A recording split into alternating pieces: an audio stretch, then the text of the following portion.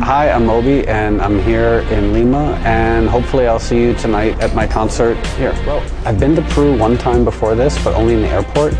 But what's interesting about this is I actually have some family who are from here. Yeah.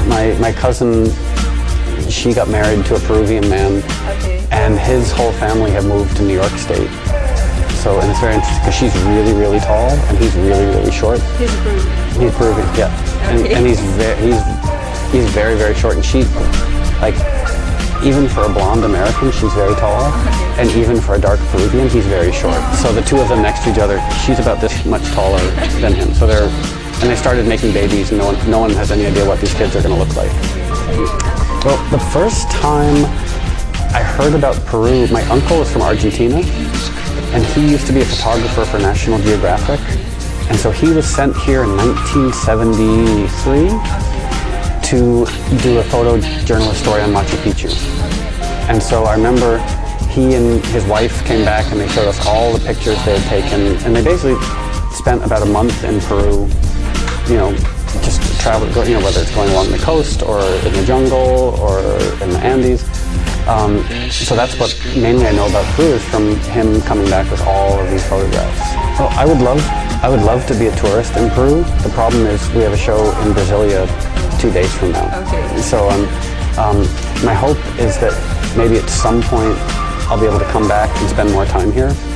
You know, because it's one of the downsides of touring is you tend to have shows every single day, so you never get to stay anywhere very long. Well, I mean, I never expected to have a career as a musician, so when it comes time to make a record, for the most part, I'm just trying to make music that I love, you know, and hoping that other people might like it as well. But I'm mainly just trying to make music that I think is interesting and that I really care about. And this new album, Wait For Me, gets quieter and more melodic and more emotional, so as a result, and I knew I wanted to make a record that just felt more personal and emotional, and so I tried to pick the songs that to me just felt more personal and emotional. In the course of my life, I've made a lot of different types of music. I mean, I played in punk rock bands, I studied classical music, I was a hip-hop DJ for a while, and I love many different types of music, but the music that really means the most to me is music that's darker, more atmospheric, more emotional. Well, I know that when I make an album, most people will listen to a song here or there, but I still try very hard to craft an album as one body of work. You know, so my hope is that someone will listen to an album that I make from start to finish. So I think that's when it makes the most sense.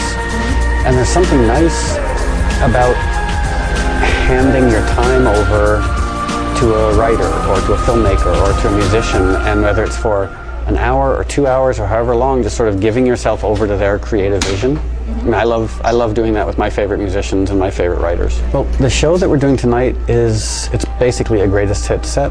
You know, so it's some new songs, some older songs, some songs that people might know well, some songs that people might not know well, but it's definitely more of yeah, as I said, like a greatest hits show. Okay.